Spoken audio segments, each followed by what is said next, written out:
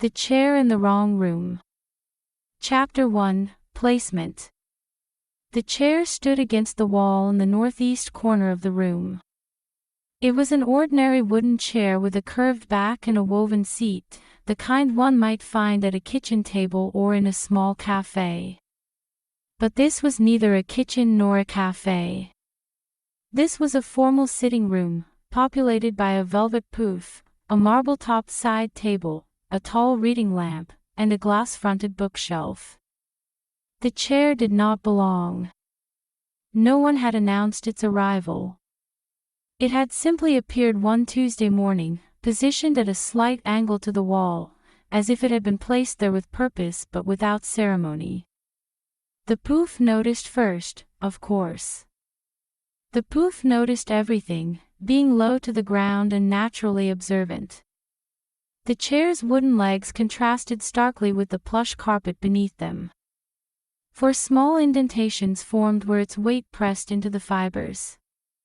The bookshelf, which had resided in the room for 17 years, shifted its books slightly, a nearly imperceptible gesture of acknowledgement. The glass doors reflected the chair's silhouette, doubling its presence. The lamp said nothing, as was its custom during daylight hours. Outside, clouds drifted across the sky, casting soft shadows that moved slowly across the floor. The chair remained still. It did not fidget or attempt to explain itself. It simply was. By mid-afternoon, a patch of sunlight had migrated across the room and touched the chair's left arm. The wood absorbed the warmth quietly. The other furniture had grown accustomed to the predictable patterns of the house. The side table knew that teacups would arrive at 4, the lamp understood its illumination was expected precisely at dusk, and the bookshelf had memorized which books were frequently consulted and which were merely decorative. But the chair had no apparent purpose in this room. There was no desk it might accompany, no table it might surround with others of its kind. It stood alone, performing no function, serving no master. As evening approached, footsteps sounded in the hallway. They paused at the doorway, lingered for a moment, then continued on. No one entered to question the chair's presence or to remove it to a more suitable location.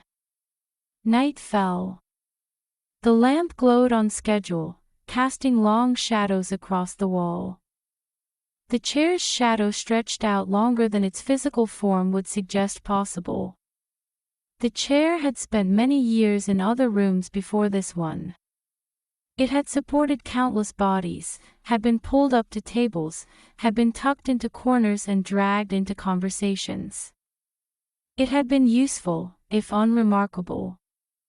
But here, in this formal sitting room where it clearly did not belong, the chair felt a curious sense of rightness. The wrongness of its placement seemed somehow correct, as if an error had accidentally achieved a deeper truth. The chair settled its weight more firmly into the carpet. Its wooden frame expanded and contracted imperceptibly with the changing temperature of the room. It had no plans to explain itself or to relocate. The chair had decided, without words or conscious thought, that it would stay precisely where it was. Chapter 2, Reactions. The second day dawned with pale light filtering through gauzy curtains. The chair remained in its position, unmoved during the night. Dust motes danced around it, illuminated by the morning sun. It must be a mistake, the pouf whispered when the room was empty of human presence. Its voice was soft and round, much like its form. Someone has clearly placed it in the wrong room. The bookshelf made a small sound, something between a creak and a sigh. Perhaps. Or perhaps it is intentional.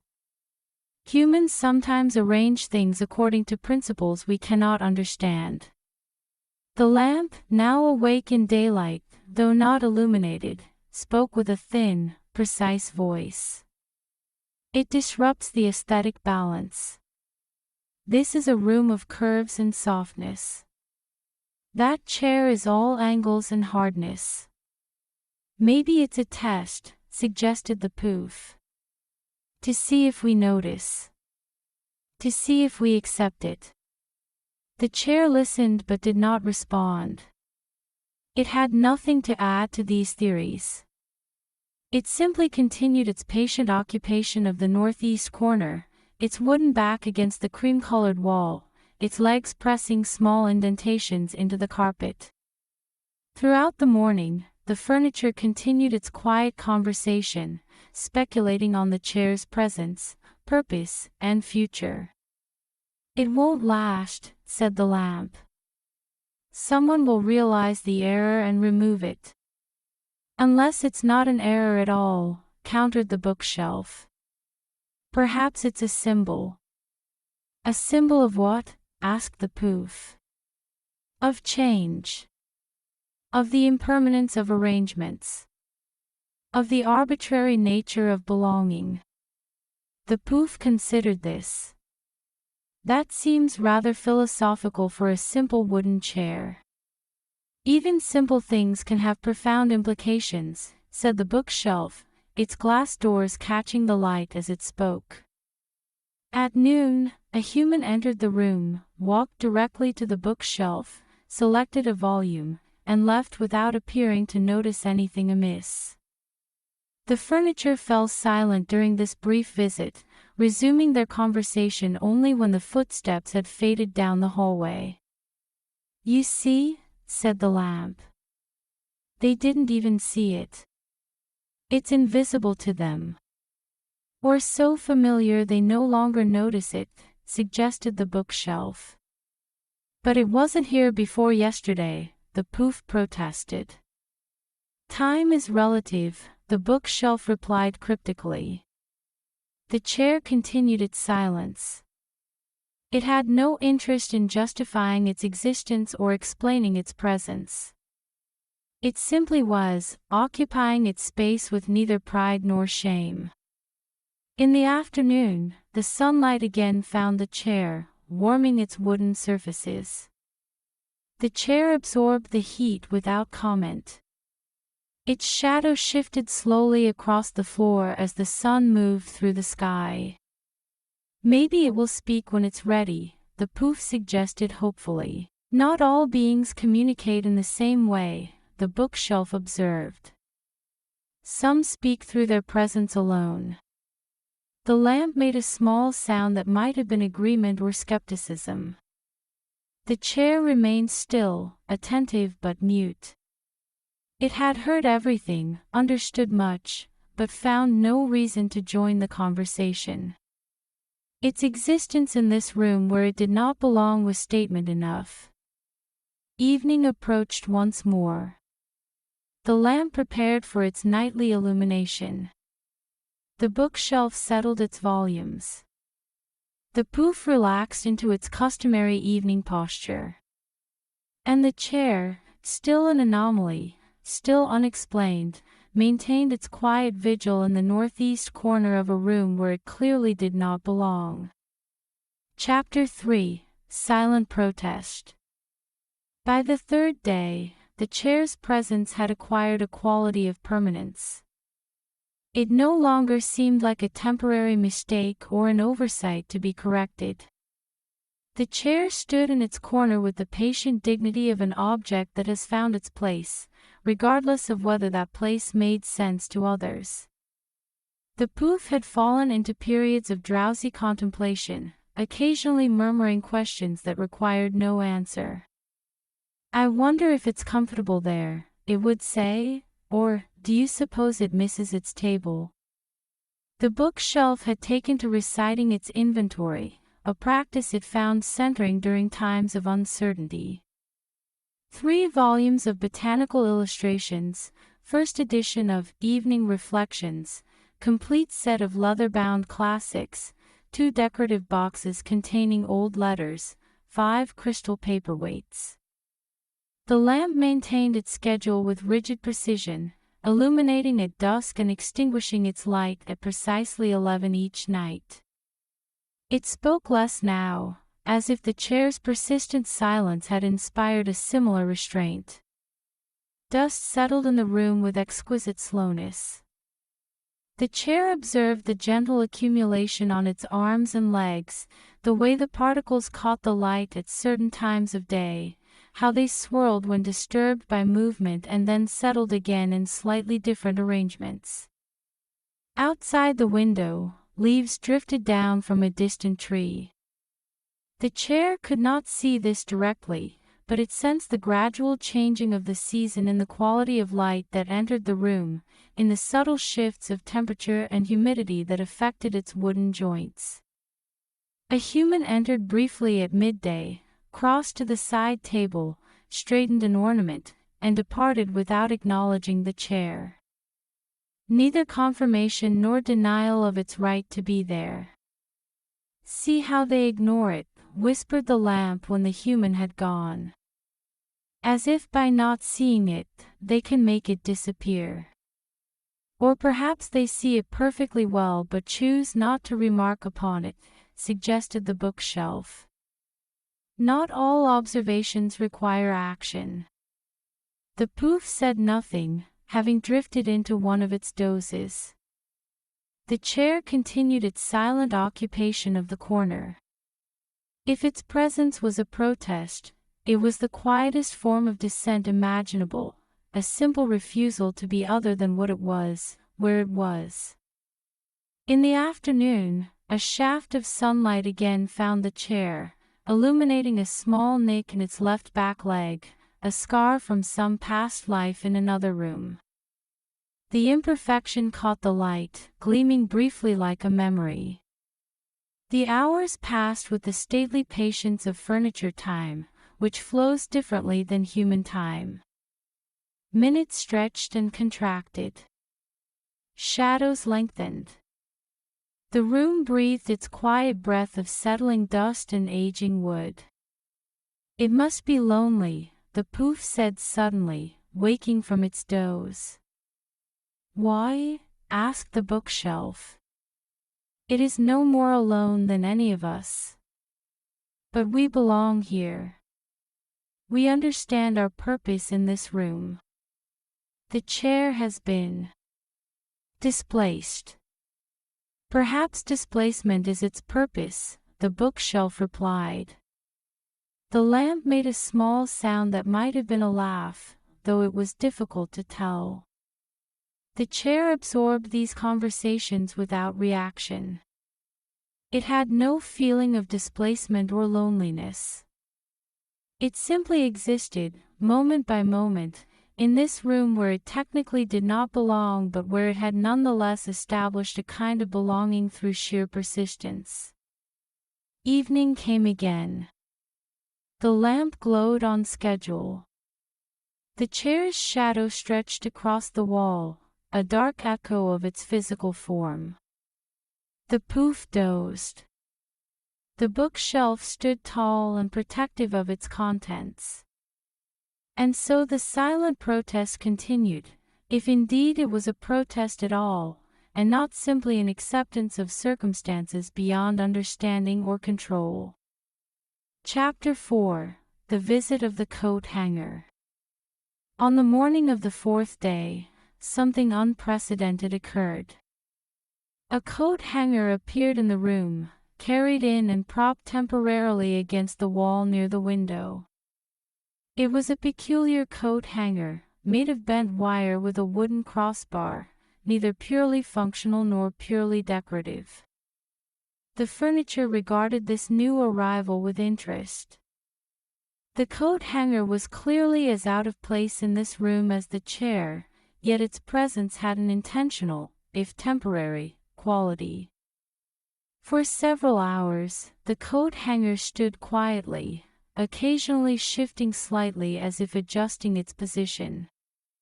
The chair observed this new visitor with neither welcome nor suspicion. Another displaced object, temporarily sharing the experience of being in a room where it did not quite belong. At precisely noon, when the sun stood directly overhead and shadows were at their shortest, the coat hanger spoke. Its voice was thin and metallic, with an unexpected resonance. "Every chair casts the shadow of another room," it said. The furniture was startled by this cryptic pronouncement. The poof roused itself from a half-doze. The lamp, though unlit in daylight, seemed to straighten its shade attentively. The bookshelf's glass doors reflected a glint of sunlight in what might have been surprise. The coat hanger did not elaborate. It stood in its temporary position, wire form catching the midday light, casting its own complex shadow across the floor. The chair made no response. It had maintained its silence for 3 days now and saw no reason to break it, even for such an unusual visitation. "What do you mean by that?" the poof finally asked, its voice hushed with something like reverence. But the coat hanger did not answer. It had said its piece, a single, poetic observation offered without explanation or context. In the early afternoon, as suddenly as it had appeared, the coat hanger was removed from the room.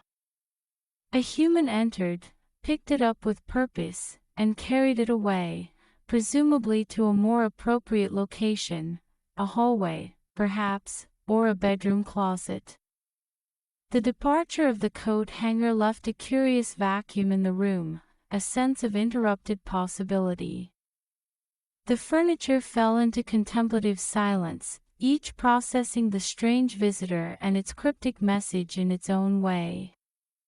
"What do you suppose it meant?" the poof eventually whispered. "I believe," said the bookshelf slowly, "it was suggesting that objects carry the memory or essence of their original purpose, regardless of where they are placed." "Or perhaps," said the lamp, "it meant that displacement reveals something true about an object that proper placement conceals." The chair reflected on these interpretations without offering one of its own. The coat hanger's words had resonated within its wooden frame, setting up subtle vibrations of recognition. "Every chair casts the shadow of another room." Yes, the chair thought, though not in words, "I contain the memory of kitchens, of dining rooms, of cafes. I carry those spaces within me even as I stand here in this formal sitting room where I do not belong." The afternoon passed with unusual slowness. The furniture spoke little, each lost in private contemplation. The chair's silence no longer seemed anomalous but rather appropriate, as if it had somehow become the still center around which the room's subtle energies now revolved. Evening approached. Shadows lengthened once more. The lamp prepared for its nightly illumination, but there was a thoughtfulness to its preparation, a quality of heightened awareness. The chair remained in its corner, unchanged yet somehow transformed by the coat hanger's brief visitation and cryptic message. Its wooden form contained not just its own reality but the shadow of other possibilities, other rooms, other arrangements of existence. And so the 4th day drew to a close, with the furniture settling into a deeper silence than before, a silence rich with unspoken thoughts and unanswered questions. Chapter 5: Rearrangement. On the 5th day, the room awoke to find itself in the midst of change. It began subtly, almost imperceptibly. The morning light entered at a slightly different angle, casting shadows that seemed both familiar and strange. The poof noticed first. It had been moved approximately 3 inches to the left during the night. Not enough to dramatically alter its relationship to the other furniture, but enough to create a small disturbance in the established order of things. "Something has happened," the poof whispered, its voice tinged with wonder rather than alarm. The bookshelf made a soft sound of agreement. It, too, had been shifted, rotated perhaps 5 degrees clockwise, so that the spines of its books now caught the morning light differently. The lamp said nothing at first, but when it finally spoke, its voice was thoughtful. "I have been moved closer to the window," it observed. "The quality of light that will fall upon me when I illuminate this evening will be changed." Only the chair remained exactly as it had been since its arrival, standing against the wall in the northeast corner of the room, wooden back straight, woven seat empty, legs pressing their 4 small indentations into the carpet. It had not been included in whatever mysterious reorganization had taken place during the night. As the day progressed, other subtle changes revealed themselves. The crystal paperweights on the bookshelf had been rearranged in a new pattern. The small ornament on the side table had been turned to face a different direction. And most significantly, the rug beneath them all had been rotated 90 degrees, so that its pattern now aligned east to west rather than north to south. "It's as if someone has recomposed us," the bookshelf said. "Like a painting being subtly altered." "But why?" asked the poof. "Perhaps to achieve a more pleasing balance," suggested the lamp. "Or to accommodate some future edition," the bookshelf proposed. The chair listened to these speculations without comment. It found itself curious about one thing only: why it alone had remained untouched. Was it because its position was already perfect? Or because it was considered too incongruous to be worth incorporating into the new arrangement? Or perhaps, and this thought came with a curious weight, because it had somehow established itself as a fixed point around which the room now oriented itself. The morning passed into afternoon. A human entered briefly, walked to the window, gazed out for a moment, then departed. They showed no reaction to the altered arrangement of the furniture, neither approval nor disapproval. "They don't seem to notice," the poof observed when the footsteps had faded. "Or they notice but accept the changes as natural," the bookshelf suggested. The chair continued its contemplative silence. It had existed in this room long enough now that its presence had acquired a certain rightness despite its technical wrongness. Its shadow on the wall had become a familiar feature of the room's landscape. In the late afternoon, a shaft of sunlight entered the window at a particular angle, cutting across the room in a way it hadn't before. This was due to the lamp's new position, which no longer blocked that specific pathway of light. The beam traveled across the floor, climbed the wall, and for the first time touched the upper corner of the chair's back. The chair absorbed this novel warmth without visible reaction, but inwardly it registered the change. This small touch of light was a direct result of the room's rearrangement, a rearrangement that had left the chair itself untouched but had nevertheless altered its experience. Evening approached.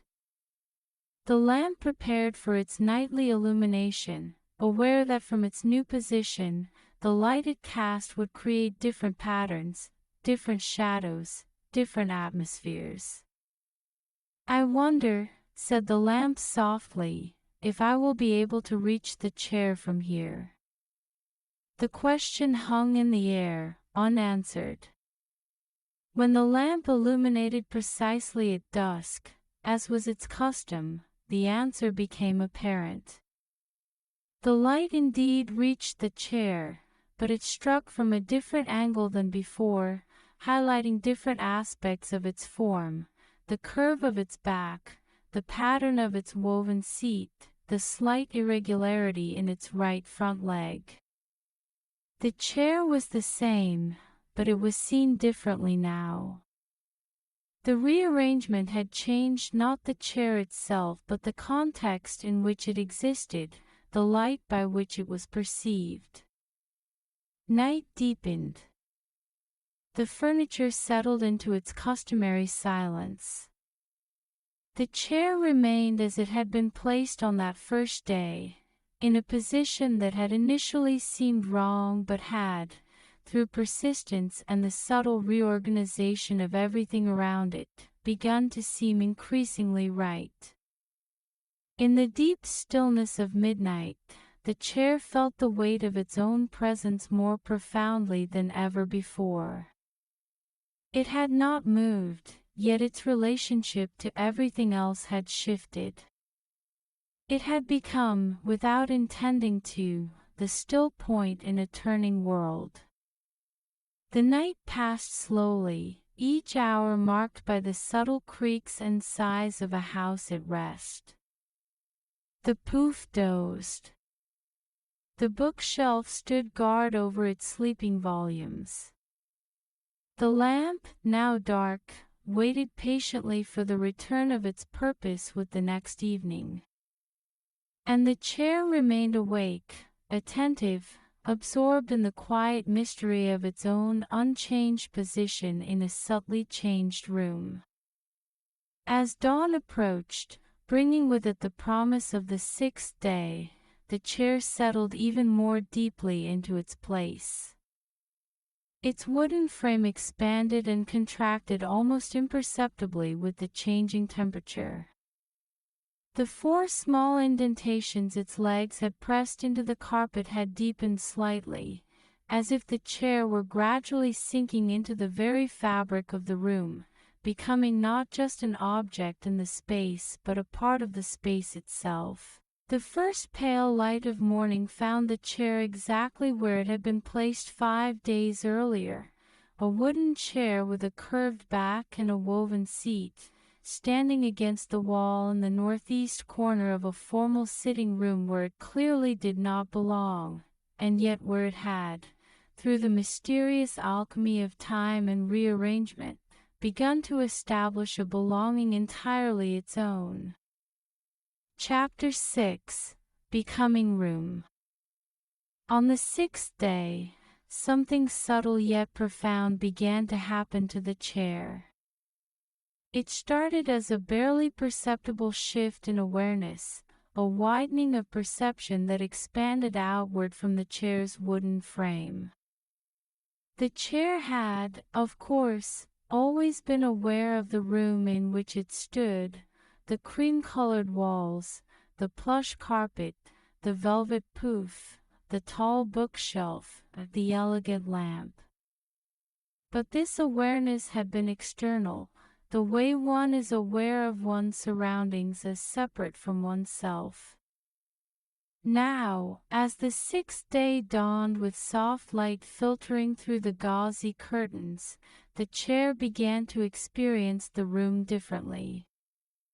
The boundaries between itself and the space around it seemed to blur, to become permeable.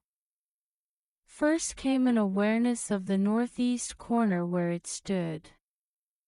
The chair began to sense the exact angle where the 2 walls met behind it, not merely as a visual observation but as a felt experience, as if that angle were somehow an extension of its own form. The sensation was neither pleasant nor unpleasant. It simply was, a quiet expansion of being that required no explanation or justification. As morning progressed into midday, this awareness continued to spread. The chair began to sense the entire eastern wall, feeling its subtle imperfections, the places where the paint was slightly thicker or thinner, the almost imperceptible variations in texture that no human eye would notice but that existed nonetheless. The poof spoke once, asking a question about the quality of light, but the chair did not respond.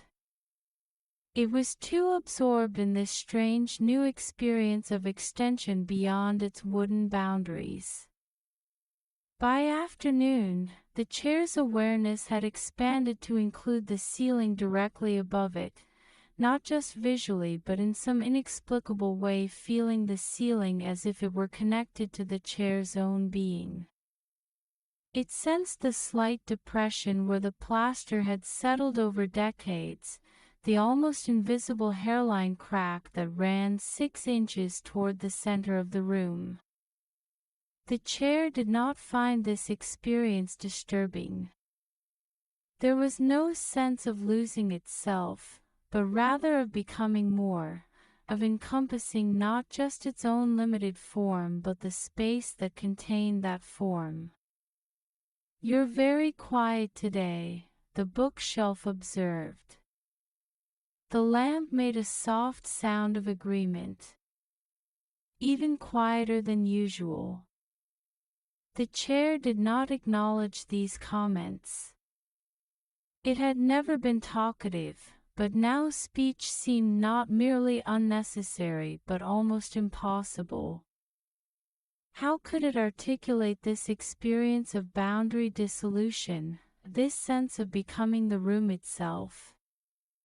As the day progressed, the chair's expanded awareness continued to grow. It began to sense the flow of air currents in the room, not just the touch of air against its wooden surfaces, which it had always felt, but the complete patterns of movement throughout the entire space. It felt the way air circulated from the slightly drafty window, moved across the room in a slow spiral, and pooled in the opposite corner before rising toward the ceiling. The chair sensed the subtle vibrations that ran through the floor whenever someone walked in the hallway outside, even when those footsteps were too distant for the other furniture to notice. It felt the almost imperceptible settling of the house as the day's heat caused minute expansions in the building's frame. By evening, the chair had developed an awareness of the light patterns in the room, not just where light fell but the complete choreography of illumination and shadow throughout the day, from the first pale rays of dawn to the warm artificial glow of the lamp at night. The chair somehow held this entire pattern within its awareness, as if the daily dance of light had been absorbed into its wooden memory. "I wonder what it's thinking," the poof whispered to the lamp when darkness had fallen. "Perhaps it is not thinking at all," the lamp replied softly. "Perhaps it is simply being." The chair, had it been inclined to respond, might have confirmed this assessment. It was not engaged in thought as the other furniture understood it. It was experiencing a state of expanded being that transcended ordinary furniture consciousness. During the night, while the poof dozed and the lamp stood dark and the bookshelf guarded its sleeping volumes, the chair's awareness expanded yet further. It began to sense the room's acoustics, the way sounds moved through the space, bouncing off surfaces, being absorbed by others, creating a complex aural architecture that existed alongside the physical one. The chair felt the history of the room impressed into its very atoms, the countless conversations that had taken place there, the silences, the moments of human joy or sorrow or boredom that had unfolded within these 4 walls. These impressions were not specific memories but rather a general sense of accumulated time, of existence layered upon existence. As dawn approached, bringing with it the promise of the seventh day, the chair's awareness had expanded to encompass the entire room. It felt the space not as something that contained it but as something that it somehow contained, or perhaps more accurately, as something that it had become. The chair no longer thought of itself as a chair in the wrong room. It had transcended such limited self-definition.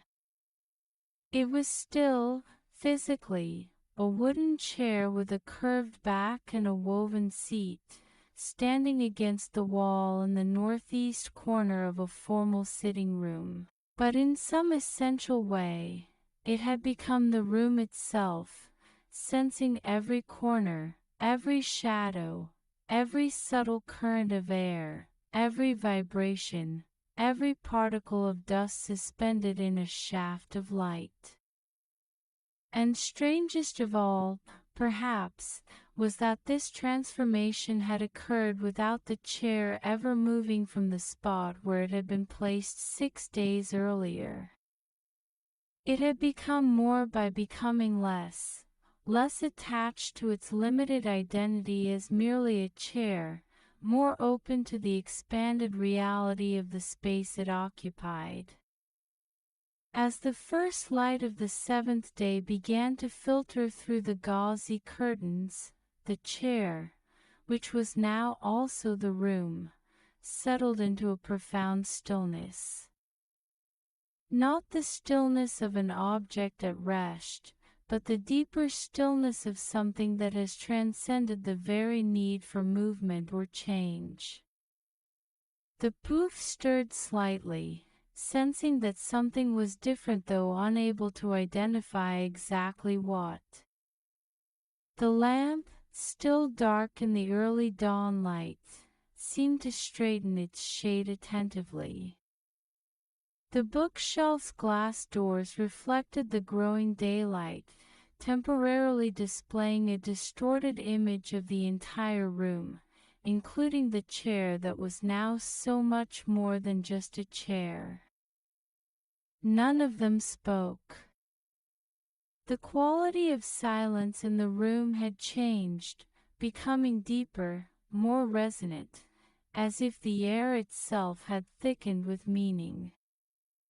And so the sixth day gave way to the seventh, with the chair that was now also the room existing in a state of expanded awareness that defied ordinary furniture understanding, a state that had begun with wrongness, with displacement, but had somehow transcended into a rightness so profound it needed no justification or explanation.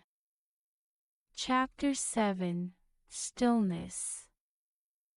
The seventh day arrived with exceptional quietness, as if the world itself had taken a deep breath and held it. The light that filtered through the gauzy curtain seemed to move more slowly than usual, dust motes suspended in the air as if time itself had thickened. The chair, which had now become one with the room in its awareness, existed in perfect stillness. Not the stillness of tension or waiting, but the profound stillness of complete acceptance. It no longer questioned its presence in this formal sitting room where it technically did not belong. Such concerns had dissolved into irrelevance. The poof noticed the quality of silence immediately upon waking. It was different from ordinary silence, deeper, more resonant, somehow more complete. The poof did not speak. It sensed, without quite understanding why, that speech would be inappropriate now, an unnecessary disturbance in the perfect stillness that had enveloped the room. The bookshelf, too, remained silent. Its books stood in orderly rows behind glass doors, their collected wisdom and stories held in abeyance, as if even they recognized that there was something to be learned from this profound absence of action or discourse. The lamp, unlit in the soft morning light, curved its neck in what might have been a gesture of acknowledgement or respect toward the stillness that now defined the room's existence. Hours passed. The sun rose higher, shifting the patterns of light that fell across the floor, the furniture, the walls. These changing patterns registered within the chair's expanded awareness, but they did not disturb its fundamental stillness. It observed the slow dance of light and shadow as one might observe ripples on the surface of a deep lake, acknowledging their beauty while remaining anchored in the unchanging depths below. At mid-morning, footsteps sounded in the hallway outside. They paused at the doorway, lingered for a moment, then continued on. No one entered. The room remained undisturbed in its profound stillness. The chair, which was now also the room, felt these vibrations but was not disturbed by them. It had developed a relationship with stillness that transcended ordinary furniture experience. It was not merely being still, it had, in some essential way, become stillness itself. As noon approached, the quality of light changed again, becoming more direct, more penetrating. A shaft of sunlight cut across the room, briefly illuminating the chair's wooden form. The light revealed the rich grain of the wood, the subtle variations in color, the small imperfections that gave the chair its unique character. For a moment, the chair was extraordinarily visible, almost luminous in the direct sunlight. Then the moment passed. The sun continued its arc across the sky, the beam of light moved on, and the chair returned to a more subdued presence. But something had been revealed in that moment of illumination, not just the physical details of the chair's construction, but something deeper, something essential about its being. The poof, observing this moment of illumination, felt a sudden understanding that it could not have articulated even if it had chosen to speak. It sensed that the chair, in its profound stillness, had achieved something rare and precious, a complete congruence between its existence and its essence, between what it was and where it was. The afternoon brought a subtle shift in the room's atmosphere. The air seemed to thicken slightly, becoming more velvety, more substantive. The quality of silence deepened even further, acquiring layers and textures that would have been imperceptible to human senses but that registered clearly in the heightened awareness of the furniture. The bookshelf felt this change as a settling of its wooden joints, a slight relaxation in its frame. The lamp experienced it as a clarifying of purpose, a renewed understanding of its role in the room's existence. The poof, most sensitive perhaps to atmospheric changes, felt it as a kind of gentle pressure, a soft embrace of stillness that was both comforting and profound. And the chair, which had become the room, which had become stillness itself, experienced this change as a further dissolution of boundaries, a deepening of the unity it had discovered between itself and its surroundings, between its form and its essence, between its wrongness and its rightness. As evening approached, the lamp prepared for its nightly illumination. There was a ceremonial quality to its preparation now, a sense of participating in something more significant than mere function. When it finally glowed to life, precisely at dusk as was its custom, the light it cast seemed somehow different, warmer, more diffuse, less an imposition on the darkness and more a gentle conversation with it. The chair's shadow stretched across the wall, not as a separate entity but as an integral part of the room's new identity. The shadow was no longer merely an absence of light but a presence in its own right, a visual manifestation of the chair's expanded being. Night deepened. The furniture settled into the velvet darkness with a collective sense of rightness that needed no articulation. There was no longer any need to discuss the chair's presence or purpose in this room where it had once seemed so out of place. Such discussions belonged to an earlier phase of existence that had been transcended. In the deep stillness of midnight, the chair felt the weight of its own presence more profoundly than ever before. But this presence was no longer limited to its wooden frame, its curved back, its woven seat.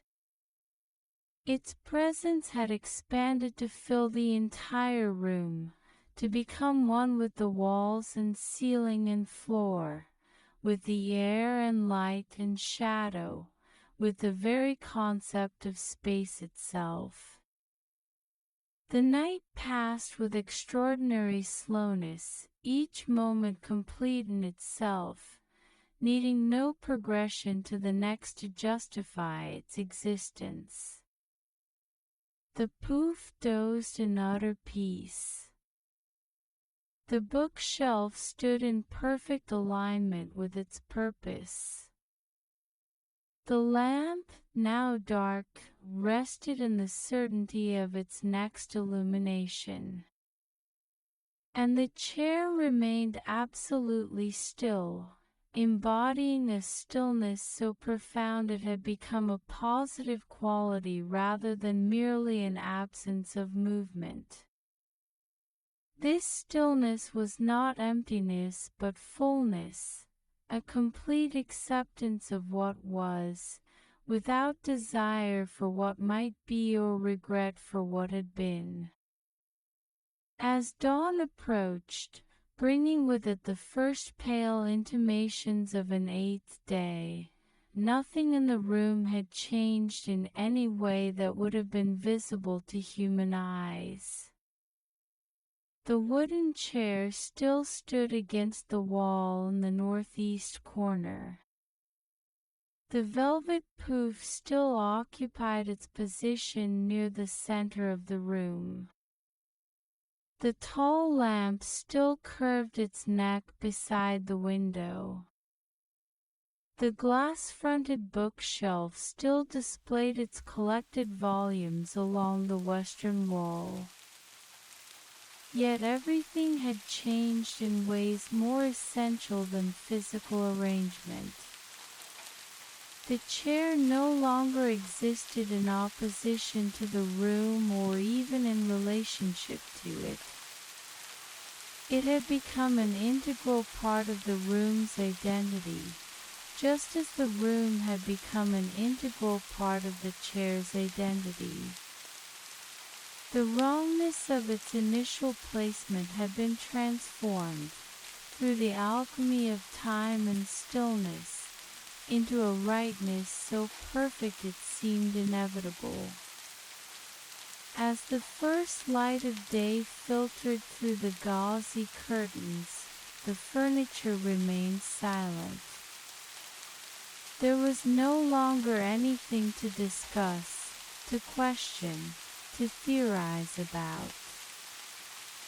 The chair's presence in this formal sitting room had moved beyond justification or explanation into the realm of simple, undeniable being. And that was enough. In the gentle light of a new day, the chair existed in perfect stillness. The room existed in perfect stillness. They had become one stillness, indivisible and complete. And that was enough. The light grew stronger, revealing the familiar details of the room, the pattern on the carpet, the bindings of books behind glass, the curve of the lamp's neck, the plush surface of the pouf, the wooden chair with its curved back and woven seat standing against the wall in the northeast corner. Nothing had changed. Everything had changed. And in the profound stillness that enveloped it all, that was enough.